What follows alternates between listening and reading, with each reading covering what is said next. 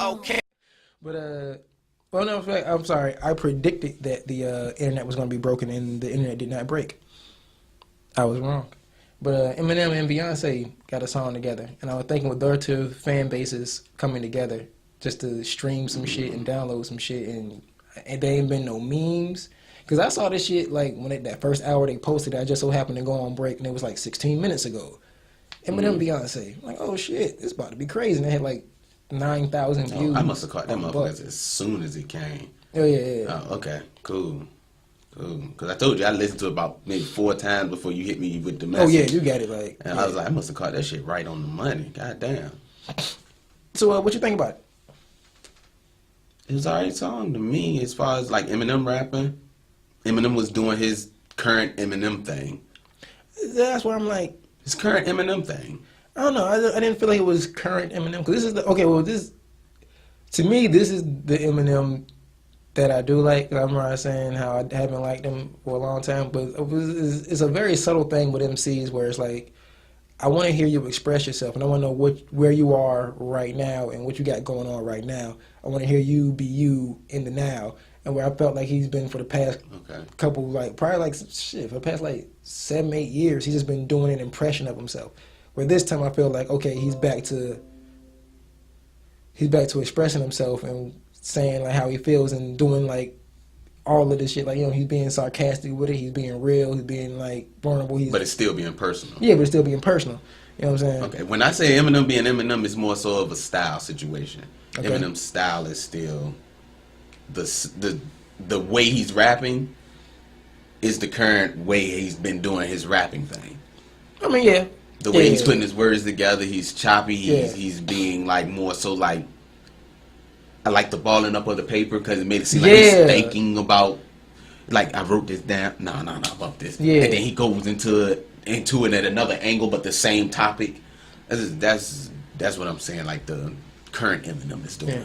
I mean, like, cause he's been doing that shit like that though. As far as like having like paper. Oh no, yeah. I know the paper. Yeah. And that's why I'm like, this is. But his paper ball has been like more so, is this hot or not? Yeah, I mean, but it's always been little small, like since the Marshmallows appeared, it's been like little small shit in the songs that if you're paying attention, you'll hear like like in the song Kim, you can hear the footprints, middle of the footsteps and shit like that, and you know what I'm saying. And with this one where it's like one of the things that I thought was like dope is like also I only listened to it once. Correct me if I'm wrong, but like doesn't the hook change every time she sings it? So you hear her like working it out, like is like at first it was just like I can walk on water, then it was like I can but I can't. Then it's like y'all want too much. Then it's like, well, I'm just human.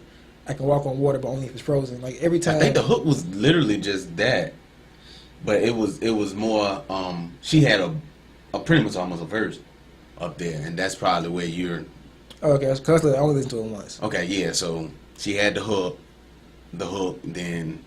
It went to a verse, and then it was a hook, a verse, and then she went to the hook and her verse, and then it was another verse from him or something. Okay. So what do you think about the subject matter as far as them being super celebrities? Because as much as it's his song, I feel like they for the two of them to do that. Yeah, that hit.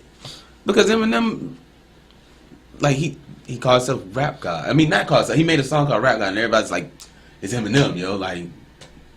If anybody could say that, it's Eminem. And so, I mean, dude, for us to be our age that we are, we saw him higher than thou. Oh, yeah. I mean, he was up there. Jay has always been like the black bar, but M was always, he got up that a little higher than. M was up there, bro. So, he up there. So you think people are too hard on, like when you get to a certain level of greatness, then it's just like you're always expected to be great and you can't be okay? Because I feel like some of that shit like might have came from the response he was getting from his freestyle on BET. Mainly motherfuckers like Charlemagne and... Could be a response from that. Could be a response from the album he did with Royce. A lot of people ain't latch on to that. I didn't... It's just...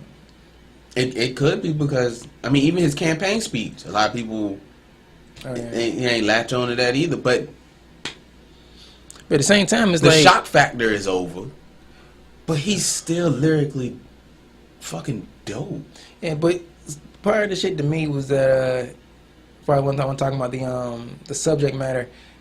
It makes perfect sense because it's like I've been saying it sounds like he's doing an impression of himself, and this song it feels like he let all that shit go. It's like fuck it, I'm gonna just do me and put it out. I'm just gonna rap about the pressure. So it's kind of like confirming my beliefs. That it's like I felt like he was trying to reach who he was. So it's like you said, I felt like it was forced. Like he's forcing himself to be better, do better, do better. But it's like, nigga, just do you, fuck being better. And that's probably, and that was like, so this is like, feels like the first song he's made in years where he just, fuck the pressure, let me just write how I feel. And it's also the first time that I've actually liked an Eminem song a long time. You felt like he had a sigh of relief on that song. Yeah, it feels like it. And I mean, like that means that shit had to been goddamn amazing to him. Yeah. If he can get, because I felt like that too, like it was like a, yeah. Because even like when you watch even the Trump freestyle shit, it's like the way his voice is, and it's like it sounds like he's forcing that, like his vocal cords aren't normally doing that. He's forcing himself to do that shit. And on this song, you can hear him breathing better. But that song, we ain't heard him in a while from the campaign speech. And so, just... But at the same time, it's like human beings... You gotta give people, especially like people like us, we want the old... I don't want the old. I want who are you now? And so it's like, to me, when I hear the now doing an impression of the old, it takes me out of it. It's like I was saying about Method Man. That's why I don't... The woo shit. That's why it's hard for me to get into it. Because I'm like, I'm sitting here as a fan of Meth, I'm seeing I can Meth. agree with the Method Man. Yeah, so like I'm watching. I'm not going to agree with you with saying woo because Ghostface don't give me that.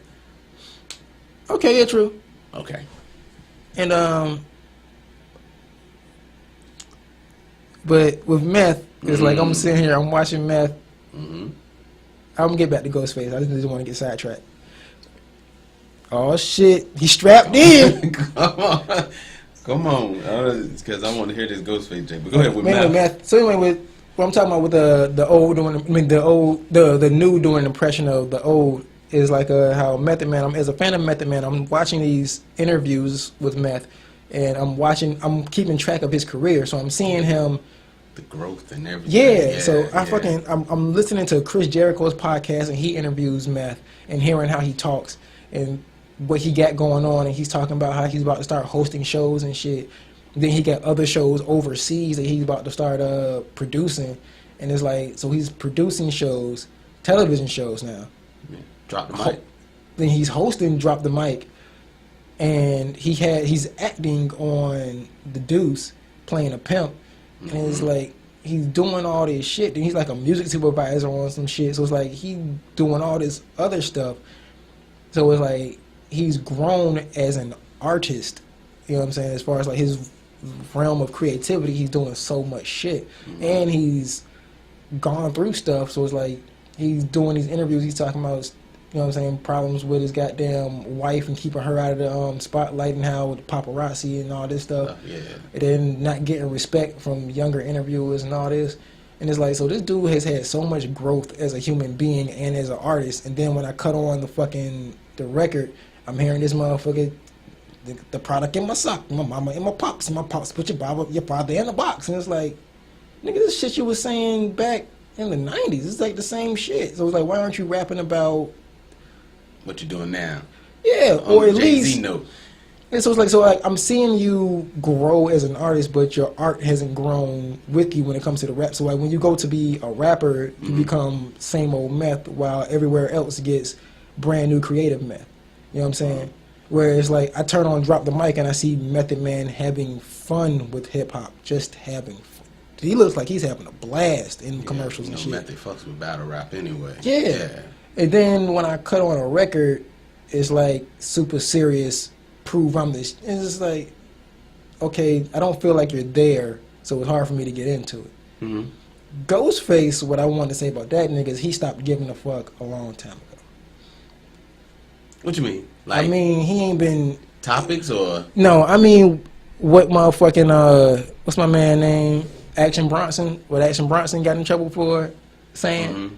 I agree. Nigga said Ghost ain't spitting like that no more. He's not. He's not. He really no. He's not. And it's not that he can't. He's just not. He's not.